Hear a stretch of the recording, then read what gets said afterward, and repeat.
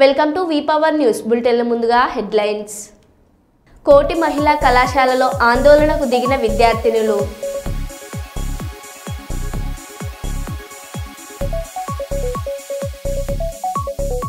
ఉమ్మడి ఆంధ్రప్రదేశ్ మొదటి రాజధాని కర్నూలులో హైకోర్టు బెంచ్ పెట్టేందుకు టీజీ భరత్ ప్రోత్సాహం.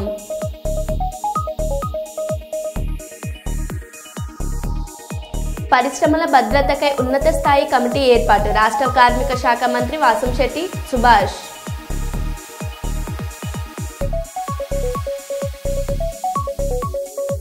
టీడ్కో ఇళ్ల కూల్చివేతపై ప్రశ్నించిన ఎమ్మెల్యే నంద్యాల వరదరాజులారెడ్డి.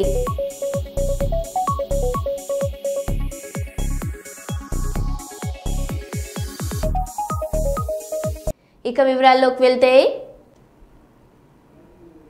పరిశ్రమల భద్రతకై ఉన్నత స్థాయి కమిటీ ఏర్పాటు చేస్తున్నట్లు రాష్ట్ర కార్మిక శాఖ మంత్రి వాసంశెట్టి సుభాష్ తెలిపారు. విశాఖ షీలానగర్లోని కిమ్స్ ఐకాన్ ఆసుపత్రిలో చికిత్స పొందుతున్న టాగోర్ ఫార్మా బాధితులను పెందుర్తి ఎమ్మెల్యే పంచకర్ల రమేష్ బాబుతో కలిసి పరామర్శించారు. క్షత్రగాత్రులకు అందుతున్న వైద్య సేవలపై ఆరా తీశారు.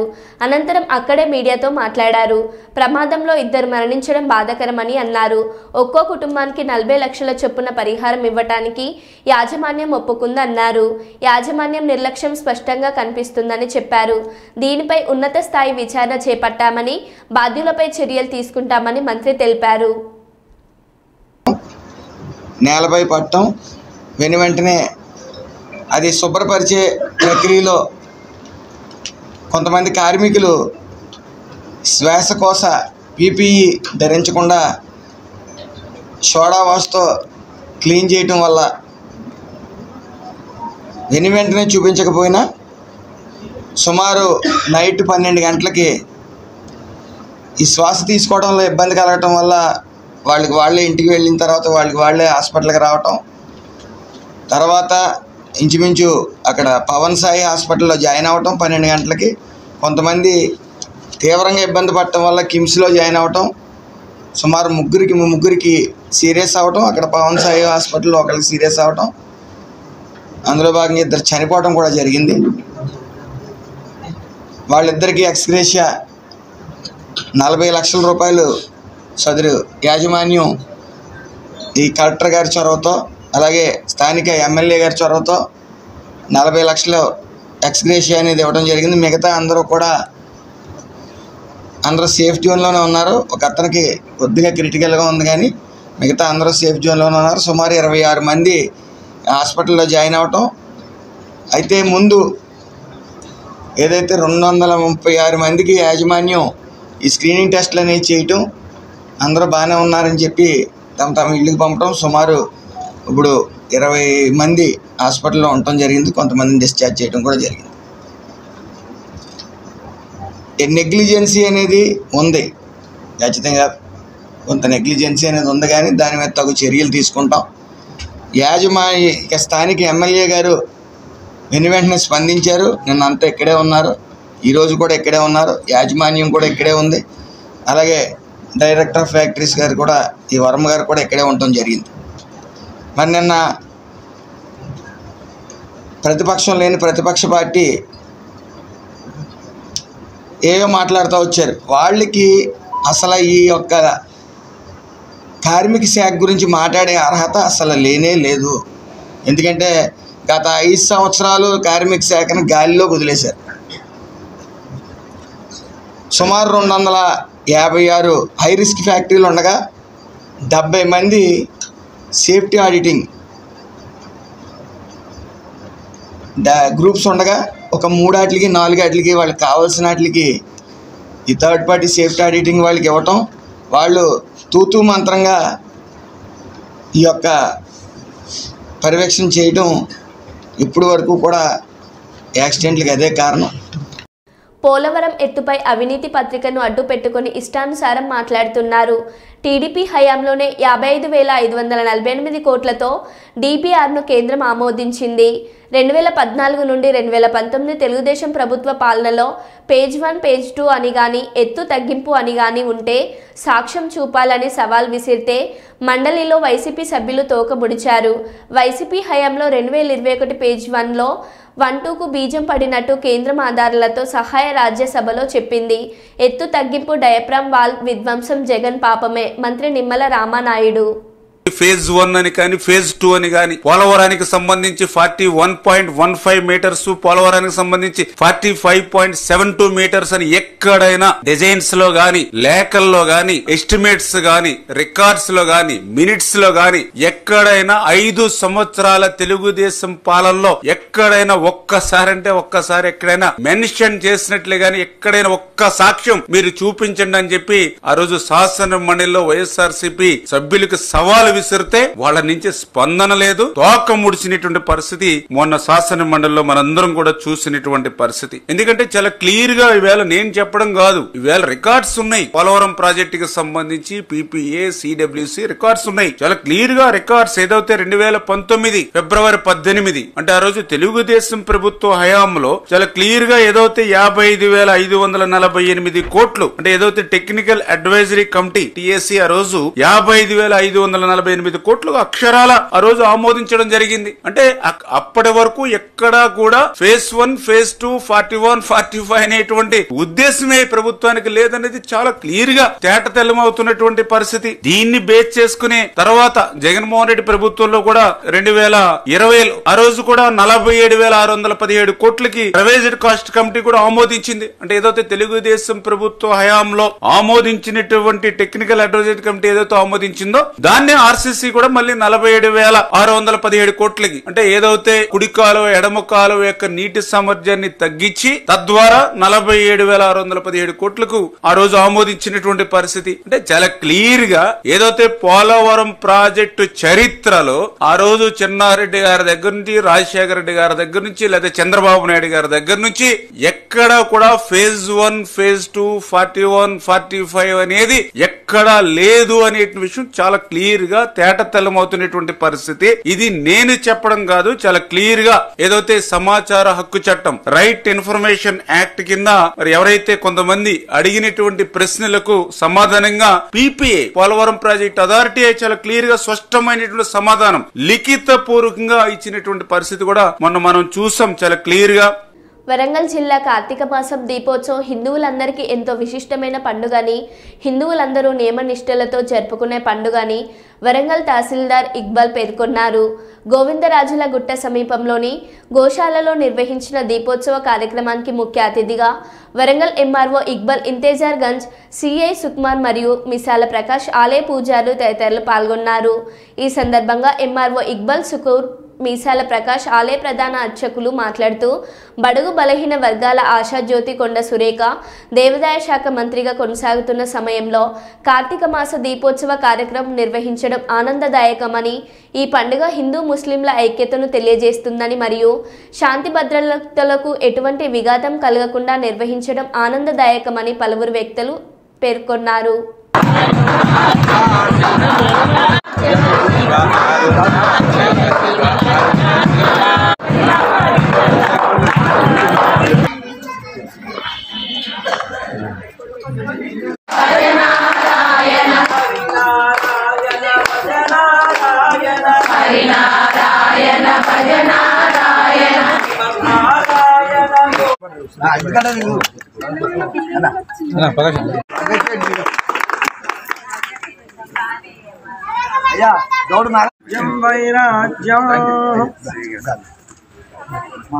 ఈరోజు ఈ గోవిందాద్రి గోశాలలో చేపట్టినటువంటి కోటి దీపోత్సవ అలంకరణకు నన్ను గౌరవమైనటువంటి గౌరవనీయులు అర్చకుల వీరి కోరిక మేరకు నేను వరంగల్ తహసీల్దార్ నేను ముఖ్య అతిథిగా నన్ను ఆహ్వానించడం జరిగింది.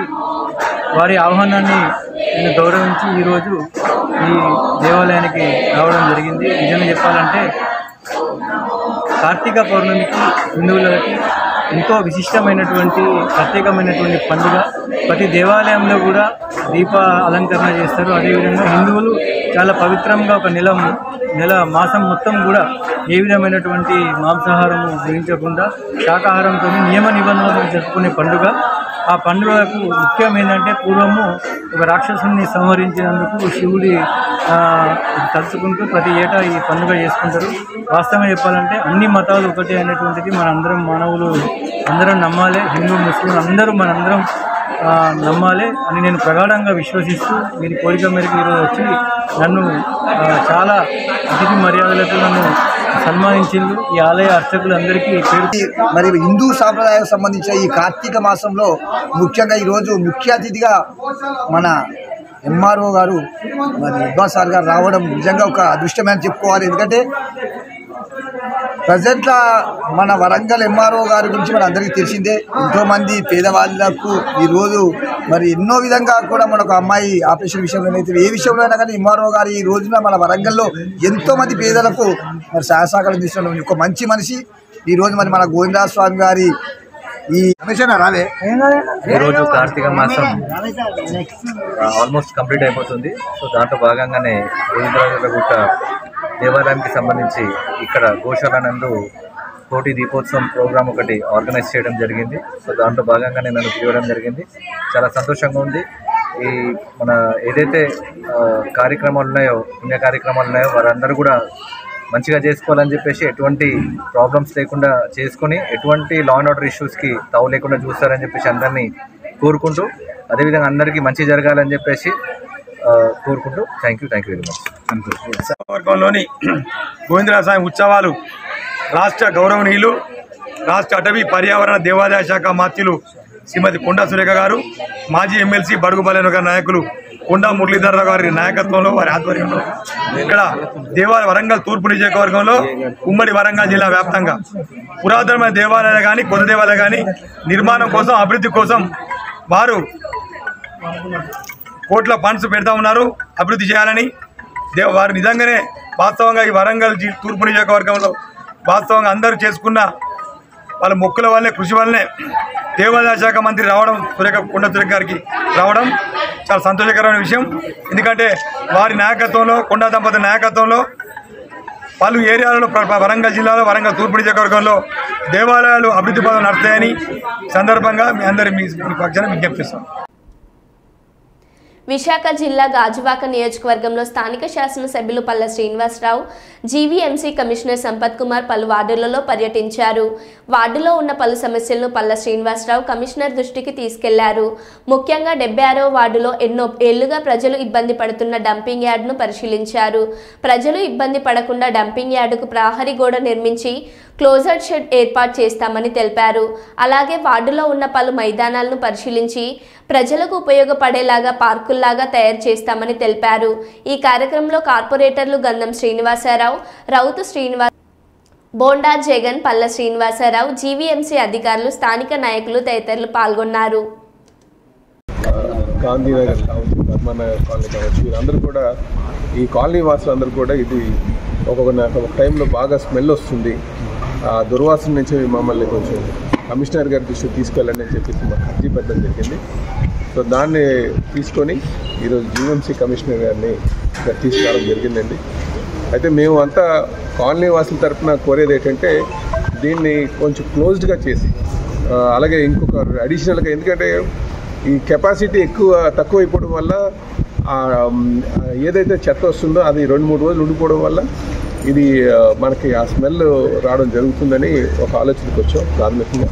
కనుక దానికి ఇంకో 2 షెడ్లు నిర్మాణం చేసి త్వరితగతిన వచ్చినటువంటి చెత్తను పంపించే విధంగా కమిషనర్ గారు దృష్టి పెట్టడం జరిగింది. దాంతోపాటు ఆ గోడ ఏదైతే ఉందో బౌండరీ వాల్, ఆ బౌండరీ వాల్ హైట్ పెంచడం, దాని గుండా మొక్కల్ని పెద్ద చెట్లను నాటేటట్టుగా చేయమని వాళ్ళకి కోరడం జరిగిందండి. ఇది వారికి చాలా సానుకూలంగా స్పందించి భవిష్యత్తులో ఈ దుర్వాసన రాకుండా ఉండేటట్టుగా చర్యలు తీసుకుంటామని చెప్పేసి వారు చెప్పడం జరిగింది. దాంట్లో ఇంకోటి ఏంటంటే ఈ షెడ్ కూడా మొత్తం పూర్తిగా క్లోజ్ చేయమని చెప్పి మేము కోరితే వారు కూడా దానికి సానుకూలంగా స్పందించారు. కనుక భవిష్యత్తులో మళ్ళీ ఈ స్మెల్ రాకుండా చేయడానికి అన్ని చర్యలు తీసుకుంటామని చెప్పి కమిషనర్ గారు మాట ఇచ్చిన సందర్భంగా వాళ్ళకి ధన్యవాదాలు తెలియజేస్తున్నాం. ఇందులో మా కార్పొరేటర్ గారు కూడా ఎప్పటి నుంచి కృషి చేస్తున్నారు దీని మీద, వాళ్ళకి కూడా ఈ సందర్భంగా నేను ధన్యవాదాలు తెలియజేస్తాను. ఎమ్మెల్యే గారి రిక్వెస్ట్ మేరకు మేము ఇక్కడికి అందరం రావడం జరిగింది. యాక్చువల్గా మన ఇండోర్ నగరంతో సమానమైనటువంటి పాపులేషన్ ఉన్నటువంటి నగరం మనం విశాఖపట్నం. అక్కడ దాదాపు 20 గార్బేజ్ ట్రాన్స్ఫర్ స్టేషన్స్ ఉన్నాయి. మనము మన సిటీలో కేవలం 5 గార్బేజ్ ట్రాన్స్ఫర్ స్టేషన్స్తో నడపడం వల్ల ఇక్కడికి వచ్చేటువంటి వెహికల్స్ సంఖ్య ఎక్కువైపోయి ఈ గార్బేజ్ ట్రాన్స్ఫర్ స్టేషన్స్ వాటికి సర్వీస్ అందిలేకపోతున్నాయి. తద్వారా వేస్ట్ని కింద వేసి దాని తర్వాత మళ్ళీ లిఫ్ట్ చేసేటువంటి పరిస్థితి వస్తుంది టు అవాయిడ్ వెహికల్స్ క్రౌడ్.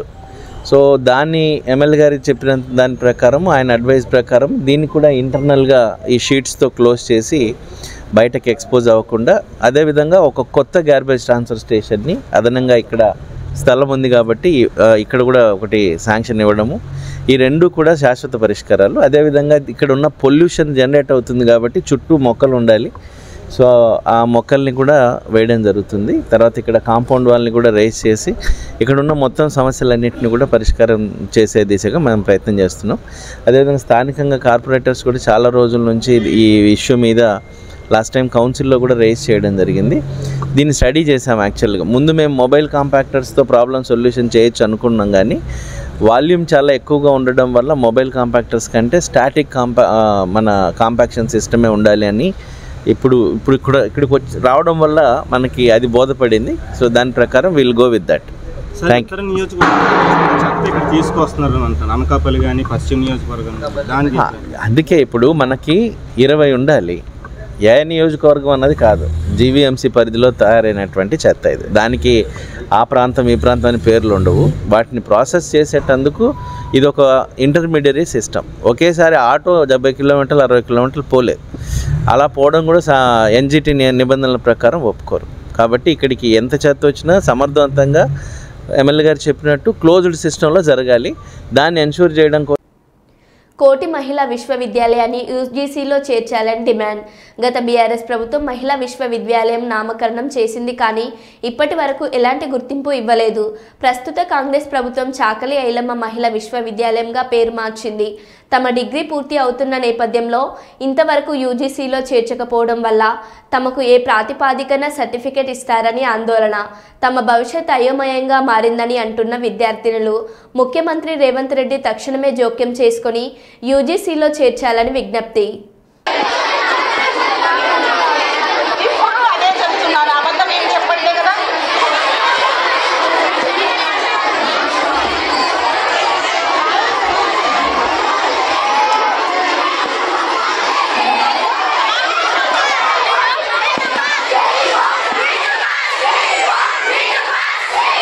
ఉత్తర తమిళనాడు పుదుచ్చేరి సమీపంలో కరక్కైల్ మహాబలిపురం తీరం దాటినట్లు సమాచారం. తుఫాను కారణంగా దక్షిణ కోస్తా రాయలసీమలో భారీ నుంచి అతి భారీ వర్షాలు. పేంజల్ తుఫాన్కు కారణంగా నెల్లూరు, కడప, చిత్తూరు జిల్లాలతో పాటు మరో 4 జిల్లాల్లో కూడా వర్షాలు. తుఫాన్ కారణంగా నెల్లూరు జిల్లాలో నిన్న సాయంత్రం నుంచి ఎడతెరిపి లేకుండా కురుస్తున్న వర్షం. నెల్లూరు జిల్లాలో 65 మిల్లీమీటర్ల వర్షం కురిసినట్లు సమాచారం. ఎడతెరిపి లేకుండా కురుస్తున్న వర్షంతో ఇళ్లకే పరిమితమైన జనజీవనం.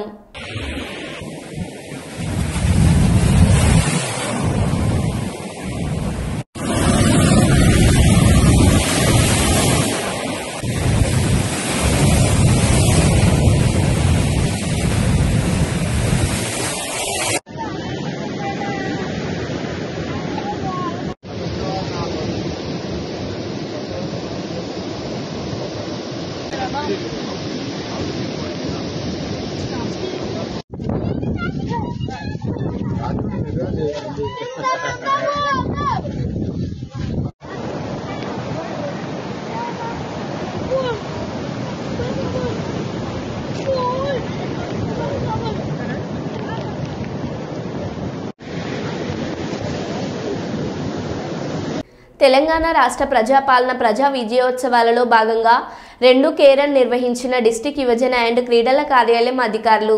వరంగల్ జిల్లా కలెక్టర్ ఆదేశాల అనుసారం ఈ రోజు తూర్పు నియోజకవర్గంలోని కాశీబుగ్గ చౌరస్తా నుండి ఓసిటీ మైదానం వరకు జిల్లా క్రీడాకారులచే 2 కేరన్ నిర్వహించడం జరిగింది. సత్యవతి యువజన అండ్ క్రీడల అధికారి తెలిపారు. సంవత్సరం పాటు క్రీడల్లో ప్రతిభను కనబర్చిన విద్యార్థులు, క్రీడాకారులు, యువజన సంఘం నాయకులు పలు సంఘాలను ఇందులో భాగం చేస్తూ ఈరోజు ఈ కార్యక్రమాన్ని నిర్వహించడం జరుగుతుందని, ఇందులో రానున్న 6-7 తారీఖు నుంచి సీఎం కఫ్కి వరంగల్ జిల్లా వ్యాప్తంగా క్రీడాకారులందరూ సిద్ధంగా ఉండాలని నిర్వహిస్తున్నట్లు నిర్వహిస్తున్నటువంటి ఈ సీఎం కప్కి క్రీడాకారులందరూ పాల్గొని క్రీడల్లో ప్రతిభ కనబర్చాలని తెలియజేశారు. ఈ యొక్క కార్యక్రమంలో పలు యువజన సంఘ నాయకులు, జిల్లా యువజన క్రీడా అధికారుల, రెఫరీలు, విద్యార్థులు, క్రీడాకారులు పాల్గొన్నారు.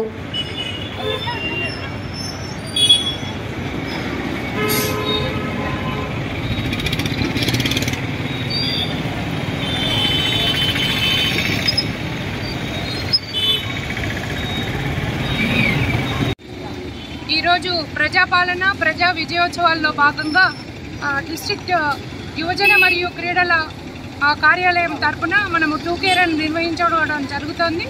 ఈ 1 ఇయర్ లోపల గవర్నమెంట్ పరంగా క్రీడలలో సాధించినటువంటి విజయాలను దృష్టిలో పెట్టుకొని ఈ యొక్క సంబరాలకు మున్ముందుగా ప్రథమంగా 2K రన్తో స్టార్ట్ చేస్తూ 7-8 తారీఖులలో ప్రతి గ్రామంలో కూడా సీఎం కప్కి సంబంధించిన టోర్నమెంట్కి సంబంధించిన కాంపిటీషన్స్ మరియు అలాగే 9తోటే ముగించకుండా 16 నుంచి 21 డిస్ట్రిక్ట్ లెవెల్ వరకు కూడా మధ్యలో 10 నుంచి 12 వరకు మండల స్థాయిలో కూడా ఈ క్రీడా సంబరాలను కంటిన్యూ చేసే విధంగా ప్రణాళికను సిద్ధం చేయడం జరిగింది. దీనికి జిల్లా కలెక్టర్ గారి ఆదేశాల మేరకు ఈరోజు 2K రన్ని మనము ఈ డివైఎస్ఓ తరఫున, పేట అసోసియేషన్ పేరెంట్స్ తరఫున మరియు క్రీడా సంఘాల తరఫున నిర్వహించడం జరుగుతుంది. మీ పేరు? నా పేరు సత్యవాణి, జిల్లా యువజన మరియు క్రీడల అధికారిని, వరంగల్. ఏకకాలంలో 18,000 కోట్ల రూపాయల రైతులను రుణమాఫీ చేసినటువంటి ఏకైక ప్రభుత్వం కాంగ్రెస్ ప్రభుత్వం. మంత్రి సీతక్క, టీఆర్ఎస్ నాయకులు వచ్చి రైతులను రెచ్చగొట్టే అధికారులపై దాడి చేయించారు. గత 10 సంవత్సరాల మీరెందుకు రుణమాఫీ చేయలేదు? బీఆర్ఎస్ ప్రభుత్వం 30,000 కోట్ల భారం రైతుల మీద ఉంటే సంవత్సరం తిరగక ముందే తీర్చాం. టీఆర్ఎస్ ప్రభుత్వం హయాంలో 2018 నుండి 2023 వరకు వాళ్ళు రుణమాఫీ చేయలేదు. సంక్షేమం పథకాలు ఈరోజు నేరుగా రైతులకు లాభం అవుతుంది. ఈరోజు కౌలు రైతులకు కూడా డైరెక్ట్గా డబ్బులు పడుతున్నాయి. ఈరోజు ప్రజాప్రభుత్వం చేసేటువంటి కార్యక్రమాలను ఎందుకు అడ్డుకుంటున్నారని ప్రశ్నించాలి. వాస్తవాలను తెలుసుకోండి. ఈ ప్రజాప్రభుత్వాన్ని దీవించండి అని మీ అందరికీ కోరుకుంటున్నాను.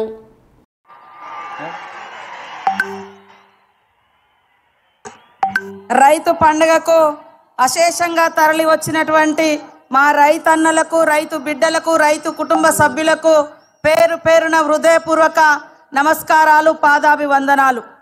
ఈ రైతు పండగ ఈ మహబూబ్ నగర్ మట్టి బిడ్డ ప్రజానాయకుడు మన ముఖ్యమంత్రి గారి ఆధ్వర్యంలో ప్రతి రైతు సంతోషంగా ఉండాలనేటువంటి లక్ష్యంతో వారు తీసుకున్నటువంటి అనేక విప్లవాత్మకమైనటువంటి మార్పులలో భాగంగానే ఈరోజు దేశంలో ఏకకాలంలో 18,000 కోట్ల రూపాయల రైతుల రుణమాఫీ చేసినటువంటి ఏకైక ప్రభుత్వం మన ప్రభుత్వం, కాంగ్రెస్ ప్రభుత్వం. ఈ మట్టి బిడ్డ రాజ్యమేలుతున్నటువంటి ప్రభుత్వం అని ఈ సందర్భంగా తెలియజేస్తా ఉన్నాను. రైతన్నలందరూ ఒక్కసారి ఆలోచించండి. ఎప్పుడైతే రైతు రుణమాఫీ స్టార్ట్ చేసినామో మరి మూలకున్నటువంటి బీఆర్ఎస్ నాయకులు వచ్చి రైతులను రెచ్చగొట్టే పని చేసిర్రు. అయ్యా, నేను అడుగుతా ఉన్నా, 30,000 కోట్ల రుణాలు మాఫీ ఎందుకు చేయలేదని ఈ రోజు బయటకు వచ్చి మాట్లాడుతున్నారే. మరి 10 సంవత్సరాలలో మీరెందుకు ఈ 30,000 పిల్లల బంగారు భవిష్యత్తు కోసం బడివైపుకు ఒక అడుగు తల్లిదండ్రులు, ఉపాధ్యాయులు ముందుకు రావాలని జిల్లా కలెక్టర్ డాక్టర్ శ్రీధర్ చెరుకూరి అన్నారు. శనివారం స్థానిక కలెక్టరేట్లోని సభాభవనంలో మెగా పేరెంట్ టీచర్స్ మీటింగ్పై ఏఎంఓలో ఉపాధ్యాయులతో సమావేశం జరిగింది. ఈ సందర్భంగా జిల్లా కలెక్టర్ డాక్టర్ శ్రీధర్ చెరుకూరి మాట్లాడుతూ సమాజ భాగస్వామ్యం ఉన్నప్పుడే ఏ రంగమైన అభివృద్ధి చెందుతుందని బలంగా విశ్వసించే మన ఆంధ్రప్రదేశ్ గౌరవ ముఖ్యమంత్రి వర్యులు శ్రీ నారా చంద్రబాబు నాయుడు రాష్ట్ర విద్యాభివృద్ధిలో కూడా సమాజం కీలక భాగస్వామి కావాలన్నదే వారి ప్రధాన ఆకాంక్ష అని, పేదరికం లేని సమాజ నిర్మాణమే ధ్యేయంగా ఈ మేరకు విద్యారంగంలో అనేక సంస్కరణలు పరిశీలించిన ప్రభుత్వం తల్లిదండ్రులు, ఉపాధ్యాయులు మరియు పాఠశాల మధ్య సంబంధాలు బలపరుచుకోవడం ద్వారా మన ప్రభుత్వ పాఠశాలను ఇంత అభివృద్ధి చేసి రాబోవు 2047 సంవత్సరానికి వికసిత ఆంధ్రప్రదేశ్గా తీర్చిదిద్దాలని సంకల్పించారన్నారు. ఇందులో భాగంగానే మెగా పేరెంట్స్ టీచర్స్ డే మీటింగ్ని దేశంలో ఆదర్శవంతంగా నిర్వహించాలని కల్పించారని అన్నారు.